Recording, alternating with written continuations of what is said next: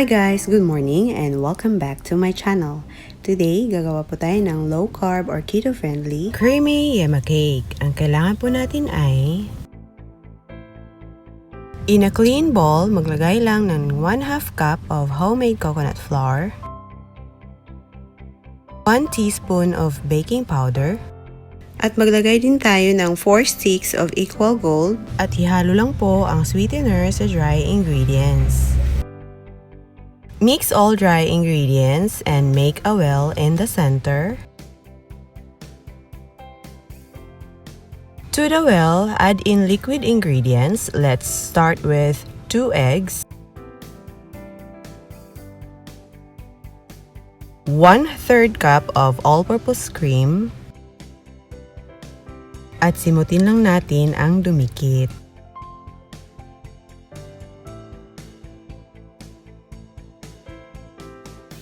At maglagay din ng 1/4 teaspoon of Himalayan salt. Then mix thoroughly until well combined and smooth.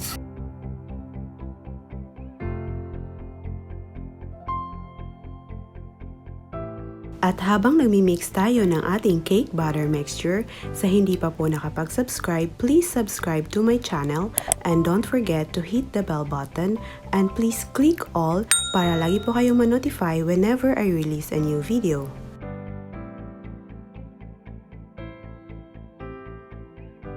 At munti ko nang makalimutan, maglagay din tayo ng 1 teaspoon of vanilla. At i-mix lang natin ng konti hanggang mahalo ang vanilla sa ating cake batter mixture. Then, transfer the mixture to any desired container. At gumamit lang po ako dito ng 6 inches round pan at pwede din po kayong gumamit ng medium size of lanyera. And bake in a preheated oven at 175 degrees Celsius for 25 to 30 minutes. At dahil wala po akong oven, dito ko po siya lulutuin sa aking mahiwagang kaserola. At dapat naka-preheat din kahit improvised oven po ang gamit ninyo. Niluto ko po siya ng 30 minutes over low heat. And tada! Andito na po ang ating cake. Or do the toothpick check. If it comes out clean, then the cake is cooked. Let it cool down completely at i-prepare na natin ang ating low carb yema frosting.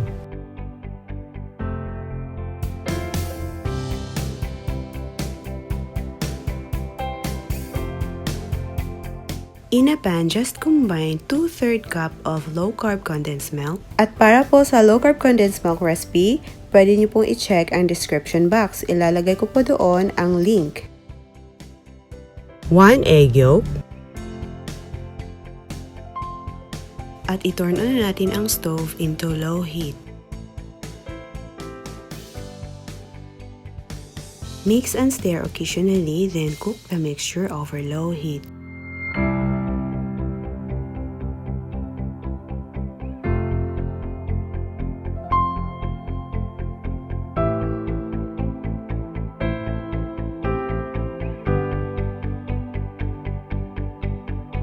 At maglagay din tayo ng 1 tablespoon of butter. At i-mix lang natin hanggang matunaw ang butter.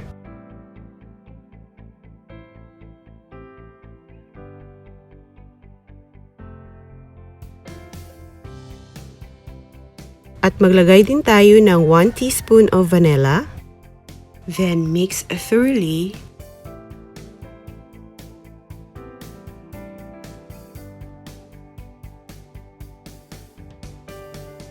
Turn off the stove. Then transfer the mixture to any desired container.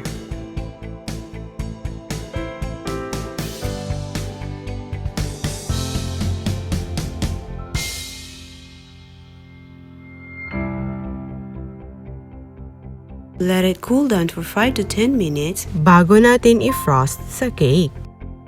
At tanggalin na natin ang cake sa kanyang molde. And cover the cake with low carb yema frosting.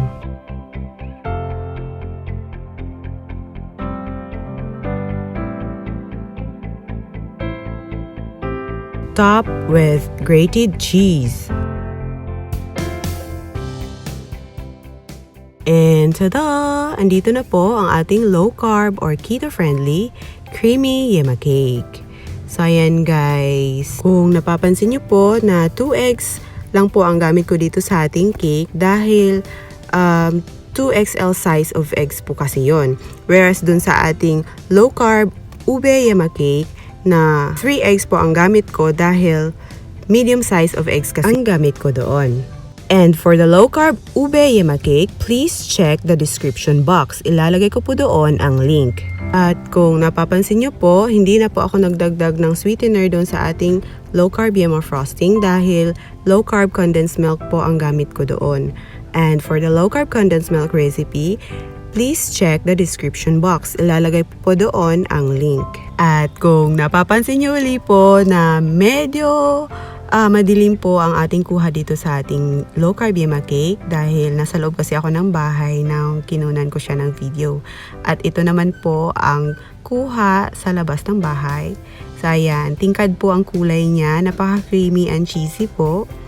So ayan. Sana po magustuhan nyo po ang video na ito at matry nyo po itong low carb yema cake natin. So, ayan guys, napakasarap po talaga niya at napaka-creamy. Kahit po yung mga bata dito sa amin ay nagustuhan po nila ang lasa ng ating low carb yema cake. Kahit ngayon lang nila nalasahan or ngayon lang sila nakatikim ng low carb na recipe. So, ayan guys. At sa lahat po pala nagtatanong kung pwede bang i-bake or oven bake ang ating mga recipes. Yes, pwede pong i-oven bake ang ating mga recipes. Lahat po pala ng mga videos ko dito na na-upload sa aking channel ay pwede pong i-oven bake. Kahit po improvised oven ang gamit ko sa aking pagluluto or sa aking pagbi-bake, nilalagyan ko pa rin po ng temperature para po dun sa mga nagluluto na ang gamit po ay oven. Sa mga nagtatanong naman po kung ano ang temperature ng ating mga recipes, please watch the videos guys kasi andun po talaga lahat from the recipes to temperature sa oven, andun po talaga sa video guys, naka-indicate po lahat doon. At ito naman po ang magiging itsura niya pag sa medium size of lanyera natin siya hinuhulma sa pagluluto. So ayan guys, ang recipe na ito ay 1 recipe lamang po at good for 1 medium size of lanyera lamang po siya. So ayan, sa akin naman po kasi ay gumamit lang po ako noon ng 6 inches round pan para po maiba naman po yung shape. So ayan po guys, at nagluto lang po ako ng isa pa na nilagay or hinulma ko po siya sa medium size of lanyera para po kasi yan po kasi yung binigay ko sa lola ko. So ayan, pumasok lang po tayo para po ma-slice natin yung ating yema cake para po makita ninyo kung ano po ang texture niya doon po sa ating cake.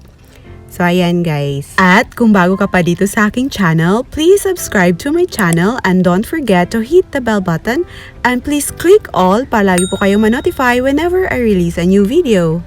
So ayan, ayan na po siya. Oops! Dapat po pala tinidor po ang gamit ko dito. So ayan guys, ayan po ang kanyang texture sa ating cake sa loob.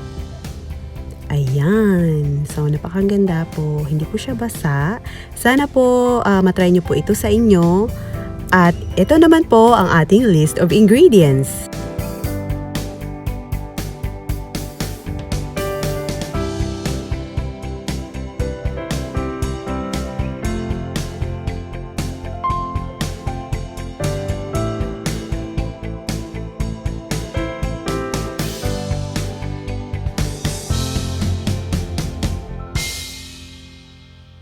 So, ayan guys, yun lamang po for today. Marami pong salamat sa panonood nyo po sa aking videos. At sana po hindi po kayo magsawa sa panonood ng aking videos. So, ayan, and don't forget to like, share, and subscribe. Bye! Thank you guys for watching and see you on my next video po. Bye! God bless you po. See you!